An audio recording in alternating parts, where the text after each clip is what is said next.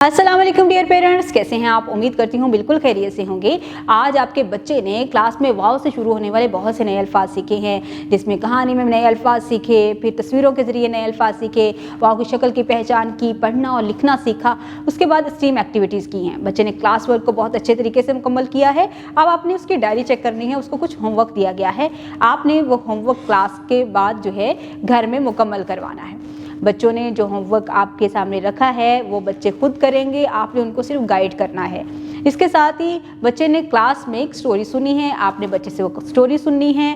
फिर बच्चे ने तस्वीरें देखी हैं, बच्चे से आपने उन तस्वीरों के नाम पूछने हैं और बच्चों के साथ मिलकर आपने ऐसे नए चीज़ें जो कि घर में मौजूद हैं उनके नाम आपने देखना है कि वाव से शुरू होने वाली कौन कौन सी चीज़ें हैं। फिर बच्चों के साथ एक कंपटीशन करें कि किसको ज़्यादा चीज़ों के नाम आते हैं और उनमें से कितनी चीज़ें ऐसी हैं जिनके नाम वाव से शुरू होते हैं। एक बहुत हेल्दी एक्टिविटी है। इस तरह से आप बच्चों के साथ अच्छा टाइम भी स्पेंड कर लेंगे और बच्चों के साथ कम्युनिकेशन जब आप कर रहे होंगे तो आपका एक अच्छा लिंक भी डेवलप होगा। सेकंड, आप बच्चे के अंदर गुफ्तगू के आदाब भी उसको सिखा रहे हैं।